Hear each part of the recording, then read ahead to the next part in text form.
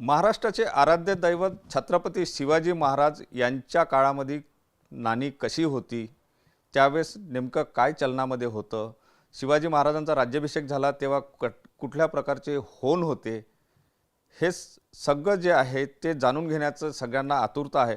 मात्र आपण पहिल्यांदा शिवाजी महाराजांच्या काळामध्ये असलेली जी चलनातील नाणी आहे ते दाखवण्याचा या ठिकाणी प्रयत्न करतो आहे।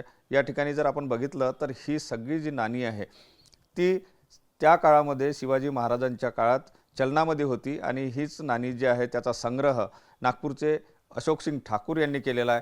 त्याहीपेक्षा महत्त्वाची जर गोष्ट आपण या ठिकाणी बघितली तर जेव्हा शिवाजी महाराजांचा राज्याभिषेक झाला त्यावेळी सोन्याने तुलना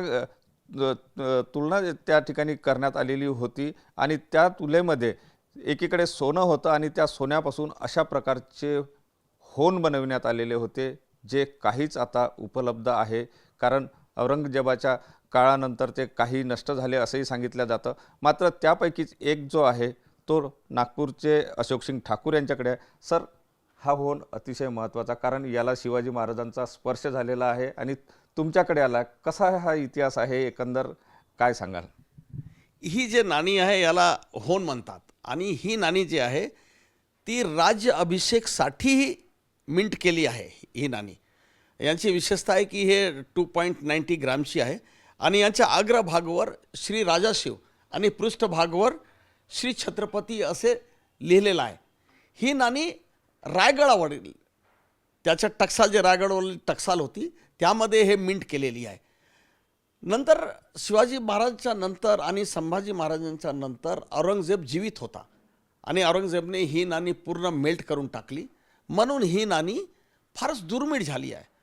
ही विशेषता नाणीची ही आहे की महाराज आणि माता जिजाऊने स्वहस्ते ही नाणी जे त्यांचे गेस्ट होते त्यांना वितरित केली होती। तो इमोशनल व्हॅल्यू आहे याच्या स्पर्शमध्ये, कारण की आमचे आराध्य दैवत छत्रपती शिवाजी महाराजांच्या या नाणीवर स्पर्श आहे, म्हणून ही विशेष आहे। सर, एकंदर ही किती वेळ अशी नाणी असावी असा अंदाज आहे तुमच्याकडे आहे? गव्हर्नमेंटच्या रेकॉर्डमध्ये तर महाराष्ट्र गव्हर्नमेंटच्या रेकॉर्डमध्ये जे 80 मध्ये प्रकाशित केली होती त्याच्यामध्ये 5-6 होण आहे, पण मला वाटते की हे 10-12 असला पाहिजे, कारण की त्याच्यामध्ये माझ्याकडे पण आहे, म्हणून ही 10-12 असेल असं वाटते आम्हाला। सर, एकंदर या ठिकाणी जर आपण बघितली तर छत्रपतींच्या काळातली ही जी सगळी नाणी आहे याचं काय नेमकं महत्त्व सांगाल आणि हे तुम्ही कशा प्रकारे संग्रह केला आहे? ही नाणी तर विशेष आहे। राज्यारोहण राज्याभिषेकसाठी याला टंकिताने निर्मित केला होता, पण महाराजांच्या राज्यात स्वराज्यात जे चलनाची नाणी होती ती ही होती। ही तांब्याची होती आणि याला शिवराई म्हणून संबोधित केला जात होता आणि यांचा वेट 10 ग्राम, 11 ग्राम, 5 ग्राम, 4 ग्राम, 2 ग्राम असे वेगळे फ्रॅक्शन पण होते आणि चलनामध्ये ही तांब्याची नाणीही होती महाराजांच्या स्वराज्यात। ही नाणी फक्त राज्याभिषेकसाठी निर्मित केलेली आहे आणि याच्यामध्ये जे लिहिलेलं आहे ते महाराजांच्या जे शिवराई आपण म्हणतात तांब्याची नाणी, त्याच्यावर असं बी लिहिलेलं आहे श्री राजाशिव आणि पृष्ठभागावर श्री राजाशिव आणि छत्रपती असं त्याच्यावर पण लिहिलेलं आहे। पण ही नाणी चलनामध्ये नाही होती, फक्त नाणी होती चलनामध्ये शिवराई। नक्कीच ही जी नाणी आहे ही चलनामध्ये होती, मात्र राज्याभिषेकासाठी जे आहे ती हे अशा प्रकारचे होण जे आहे ते होण बनविण्यात आलेले होते, जे होण शिवराज्याभिषेकानंतर दानसुद्धा करण्यात आलेले होते। असा हा अगदी इतिहासामध्ये अगदी सुवर्ण असा हा जो होण आहे तो नागपूरमध्ये एक आहे आणि याचं महत्त्व जे आहे ते मोठ्या प्रमाणात आहे।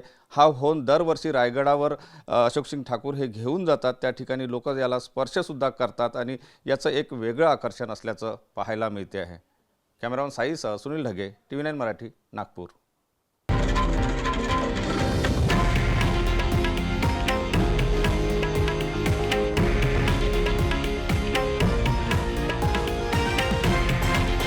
हे आहे देशातील नंबर 1 न्यूज नेटवर्क आणि आपण पाहत आहात TV9 मराठी, एकमेव।